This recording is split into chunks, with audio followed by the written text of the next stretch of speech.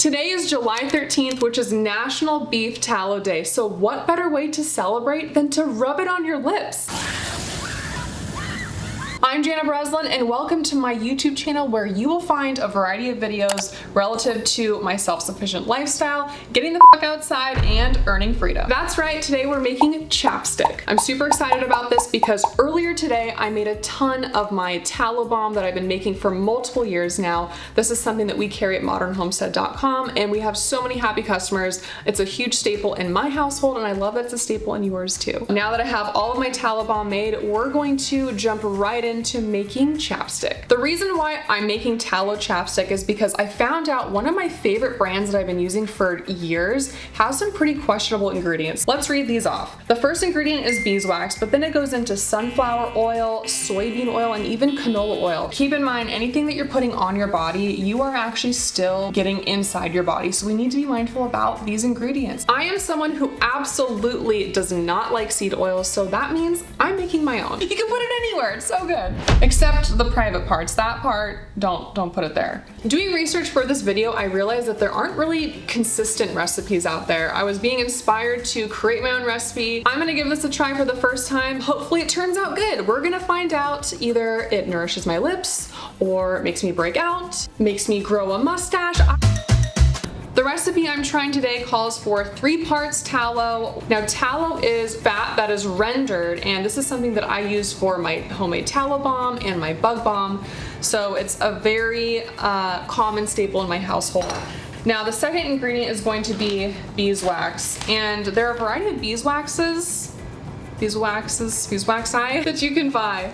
I like this one because they're pellets, so it's easy to pour, it's easy to measure. So what we're gonna do here is grab our handy dandy little scale here and we're going to measure out our beeswax. Okay, 3.4, close enough. 1 part beeswax and who knows how many drops of peppermint. So we're gonna give this a try. Hopefully this turns out well because I bought 50 tubes of chapstick. Everyone is getting this chapstick for Christmas. Alright, it's time to melt all of our ingredients together. Based off of my experience and what I've used in the past, I like to use a crock pot to melt all my tallow. So I'm gonna use the same method here and hopefully that will give me the same amazing results. I'm going to start filling my mold. So this is one that I did read about actually. You could take your jars and just fill them by just, setting them up and pouring them, but I've heard that's an absolute messy disaster. So what we're gonna do is flip this over and fill our mold holes. See here, you can just take a little device like this and scrape and melt it again, and you can have more jars to fill. And since our ingredients are all melted together now, what I'm gonna do is take this out and add our essential oil. And what I think I'm gonna start with is just a couple drops. We're just gonna do the good old sniff test and see how it goes. So, 1, 2, 3, 4. Oop, that might have been 6. 1, 2, 3, no. 1, 2, oh. Let's give it a. Okay, I'm thinking I want to add 2 more. 1, 2. Oh. Isn't 3 the number of the day? I think this is good because, there's minty fresh and then there's 3rd degree burns. And I think this is definitely somewhere in the middle. So I think this is a good start. Let's give this a go and see how it turns out. Wow, this completely satisfies my ADD and OCD. And all of these ingredients and supplies that I'm using to make this chapstick, I'm gonna have linked in the description below so you guys can check those out too. It hardens super fast, so it's good to work quickly. Okay, so this is hardening now. So what I'm gonna take is my tool here and just simply scrape off the top and pour it, or just place it back in my jar so we can remelt it. All right, as you can see, it's pretty hard in there as well. So I'm gonna stick this back in the crock pot and heat it back up. Okay, I think it's time to try this. That looks pretty darn good. Oh look, it even twists up and down. Let's give it a try.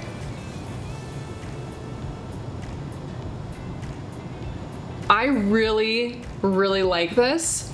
Very smooth, it glides on easily, but it's not too soft. It's just a tiny bit warm from just being poured, and that just is so comforting. Comforting to the lips. You know, for my first ever tallow chapstick, I really like this, and I think that there are a couple things that I would maybe modify. The consistency and the ratios I think were absolutely perfect. I would add just a touch more of the peppermint, just a little bit more of the minty kick to the lips. I think that would just be an awesome touch, but honestly, this feels awesome, and I am actually pretty proud of this. So if you're interested in making your own tallow chapstick, be sure to check the description below. I'll have the full awesome recipe down there, as well as all of the tools and ingredients that I use to make this. And because I'm feeling so generous, and because it's National Beef Tallow Day, any order that comes in for the rest of July will include a free tallow chapstick. If you like this type of content, be sure to give this video a like and subscribe to my channel for future awesome homesteading, self-sufficient, earn your freedom content.